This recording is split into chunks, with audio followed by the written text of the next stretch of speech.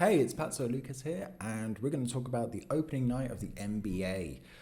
Night one began with the Celtics in Philadelphia, and both teams actually looked quite impressive. Obviously, Celtics do come away with the W, but all told, everyone looked kind of good out there.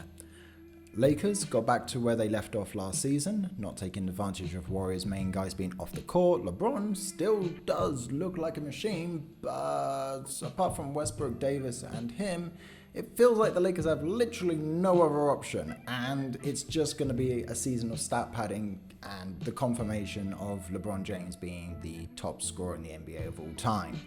I mean, if that's what he wants, that's great. I'd rather see him win another chip. The next night, we had Phoenix playing, and Devin, to quote Stephen A, I don't understand it.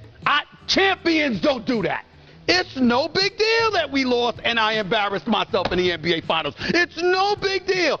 Don't show up in a car like that when you had lost in the playoffs looking like that. It was absolutely abysmal, that playoffs game, game 7 against the Mavericks, and you show up looking like you won the championship. Furthermore, after the playoff performance, I would have probably snuck in through the back under a big cloak and pretending that I didn't exist because that was that embarrassing. Alas, Phoenix did come away with the win, which is good.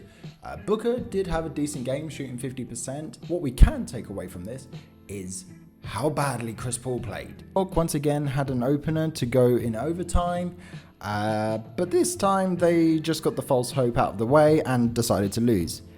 I'm sorry, Tibbs, it's going to be a long season. The Jazz somehow got away with the win against the Nuggets. Meanwhile, for the Nets, Kyrie, it might not have been a good idea to make your stand last year. Your shooting was terrible and it cost the Nets your first game. But I suppose it's okay. Simmons took 3 shots in over 20 minutes. Simmons, you are not in Australia anymore. Shooting is legal in the US, apparently.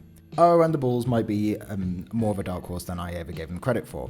Definitely one of the best teams to watch for this season. It's going to be an interesting season. Opening games are not really a good way to measure the season because we don't really know yet how good these teams will be come Christmas time. But in terms of a flavoring, I think the status quo is still here. There has been some movements in the off-season, but it doesn't feel like it's changed much of the landscape from last year.